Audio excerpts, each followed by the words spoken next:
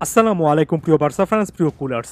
বার্সাকে কেন্দ্র করে খুবই গুরুত্বপূর্ণ কয়েকটা number, transfer update, Nike deal, অনেক বিষয় নিয়ে আলোচনা করব। একটু মনোযোগ দিয়ে ভিডিওটা শুনতে হবে, কারণ অনেক ইম্পর্টেন্ট আপডেট এখানে আছে। সাম্প্রতিক সময়ে আপনারা অনেকেই রিকোয়েস্ট করেছেন নাইকির সঙ্গে বার্সেলোনা প্রতি সিজনে প্রায় 100 থেকে 120 মিলিয়ন ইউরোর যে ডিলটা করতে যাচ্ছে, এবং সেই ডিলের মাধ্যমে বার্সেলোনা আসলে কি ট্রান্সফার মার্কেটে বড় রকমের একটা বিনিয়োগ করতে পারবে কিনা, এই ব্যাপারগুলো নিয়ে আগেও ব্যাখ্যা করেছি। আরও একবার ক্লিয়ারলি একটু বলি, শুধুমাত্র একটা ডিল নিয়ে এবং নাইকি ডিলের পুরো এই অ্যামাউন্ট 100 থেকে 120 মিলিয়ন ইউরো প্রতিটা সিজনের ট্রান্সফার উইন্ডোতে ডিরেক্ট ঢেলে দেওয়া যাবে এই টাইপের নিয়ম নয়, বরঞ্চ নিয়মটা অনেকটা এমন, বার্সা যে কোনো একটা সিজন শেষে যখন হিসাবপত্র করে তখন লা লিগার কাছে একটা জিনিস দেখাতে হয়, তারা আয় করছে এবং যে ব্যয় করছে সেটার মধ্যে সামঞ্জস্য কতটুকু, এবং তারা কিভাবে টাকাগুলো আয় করছে এবং সব মিলে তাদের প্রফিটটা কতটুকু জাস্টিফাইড, তারা আসলে স্পেনে লাভজনক একটা ক্লাব হিসেবে টিকে আছে কিনা। যেমন বার্সেলোনা নাইকির সঙ্গে এই চুক্তি এবং অন্যান্য চুক্তি আর সব রকমের ইনকাম মিলিয়ে প্রায় 859 মিলিয়ন ইউরোর একটা ইনকাম বার্সার হয়েছে এই সিজনে, এমন টাইপের একটা অ্যামাউন্ট দেখানোর কথা, যেটা মুন্ডো ডেপোর্টিভো বলছে। এবং বার্সার সব রকমের খরচের পর 11 মিলিয়ন ইউরোর একটা সারপ্লাস থাকবে আফটার ট্যাক্সেস, এমন টাইপের একটা ধারণা লাপোর্তা বোর্ড করছে।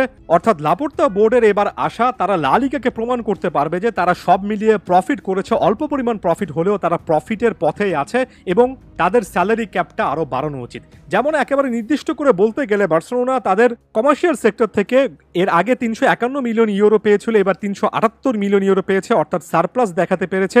মিডিয়া ইনকামটা 215 থেকে 245 মিলিয়ন ইউরোতে পৌঁছেছে, এবং এটার পেছনে একটা স্পষ্ট কারণ ছিল চ্যাম্পিয়ন্স লিগে বার্সেলোনা এবার কোয়ার্টার ফাইনাল পর্যন্ত যেতে পেরেছে। ওই যে আপনারা বলেন যে চ্যাম্পিয়ন্স লিগের পরবর্তী রাউন্ডগুলোতে গেলে, ট্রফি জয় করতে পারলে বা এই টাইপের প্রতিযোগিতাগুলো জিতলে কি টাইপের প্রাইজ মানি পাওয়া যায়, প্রাইজ মানির চেয়ে বড় একটা অ্যামাউন্ট আসলে আসে মিডিয়া রাইটস থেকে, যেটা আপনি একটা টুর্নামেন্টের যত গভীরে গিয়ে খেলতে পারবেন, যত ফাইনাল স্টেজ পর্যন্ত যেতে পারবেন, আপনার ইনকামটা স্বাভাবিকভাবে তত বেশি বাড়িয়ে দেবে।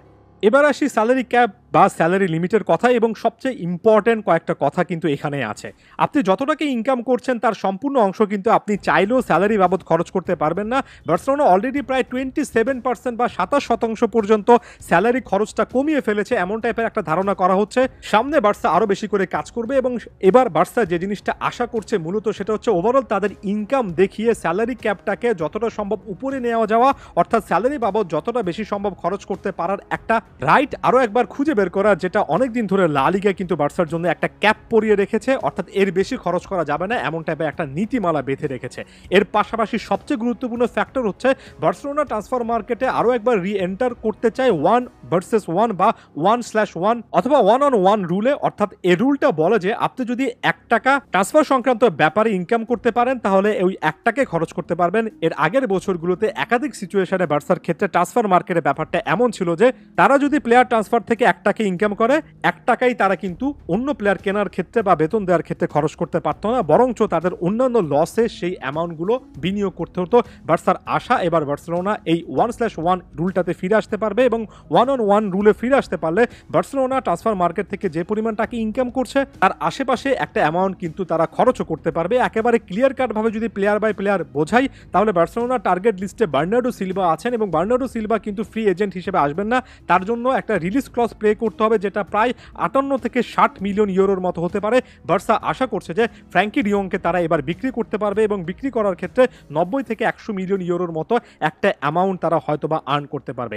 এক্ষেত্রে বার্সেলোনার আশা হচ্ছে তারা 100 মিলিয়ন ইউরো যদি ফ্র্যাঙ্কি ডিয়ং এর ক্ষেত্রে আসলে আর্ন করে, 60 মিলিয়ন ইউরো যদি তারা বার্নার্ডো সিলভাকে পাওয়ার ক্ষেত্রে খরচ করে, স্টিল 40 মিলিয়ন ইউরো তারা অন্যান্য প্লেয়ারের ক্ষেত্রে বা বেতন দেওয়ার ক্ষেত্রে ইউজ করতে পারবে। ট্রান্সফার মার্কেটে কিছু না কিছু অ্যাডিশনাল কার্যক্রম তারা করতে পারবে যদি 1-on-1 রুলে বার্সেলোনার ওভারঅল হিসাব নিকাশটা লা লিগা অ্যালাউ করে, তারপরে ব্যাপারটা হবে। সো ইন শর্ট, নাইকি ডিলটা অবশ্যই বার্সেলোনার ইকোনমিকটাকে বুস্ট করবে, তবে এটাই একমাত্র ডিল নয় যে যেটা ট্রান্সফার মার্কেটে বার্সাকে পূর্ণাঙ্গ বিনিয়োগে পথটা তৈরি করে দেবে।